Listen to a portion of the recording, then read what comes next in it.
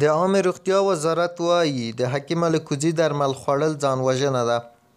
د عامې روغتیا وزارت وایي چې هغه خلک چې د حکیم الکوزي درمل خوري ځانوژنه کوي. هغوی یو ځل بیا له خلکو څخه غوښتنه کړې ده چې د حکیم الکوزي د درمل خوړلو څخه دې ډډه وکړي. د عامې روغتیا وزارت همداراز وایي چې د حکیم الکوزي په واکسین کې بوټي هم شته، خو په زیات شمیر پکې مخدره مواد شامل دي.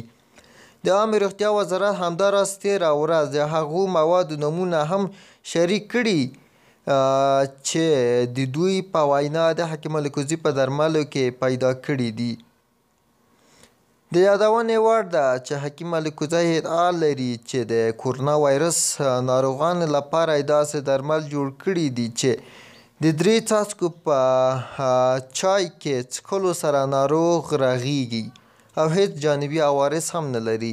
همداراز هغه وایي چې په زرګونو کسانو ته یې دا درمل ورکړي دي او هغوی ورسره رغېدلي دي.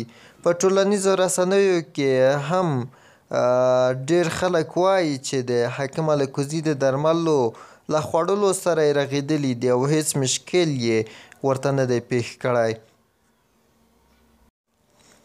زما شخصي نظر د دې په اړه دا دی چې عامې روغتیا وزارت کې مافیایي کړۍ شتون لري. هغوی نه غواړي چې هېڅکله هم په دوی باندې ډالر بند شي.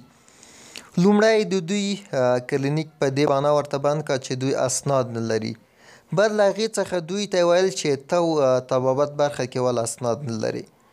هغه هم چې حل شوله د خلکو فشارونه چې پرې زیات شول، دوی ته یې ویل چې موږ به یعنې تاسو لپاره به ستاسو مواد به موږ چیک کړو لابراتوار کې. هغه هم چې چک شول، اوس دا خبر شوله چې په دې کې مواد دي. یعنې چې حکیم صاحب یو دوا چې جوړوي 8000 کسان لپاره جوړوي چې هغه تقریبا 4,000 څاڅکي کیږي. نو دومره پیسې له کومه شولې چې حکیم صاحب په دو باندې مصرف کړي. او بله خبر دا ده چې دا دوا تقریبا 2 میاشتې وړاندې له دې څخه خلکو ګټه اخیستې ده، مګر تر اوسه هیڅ په هغې خلکو کې کوم منفي تاثیرات نه دي راغلي یا مثبت تاثیرات په دوی کې راغلي دي.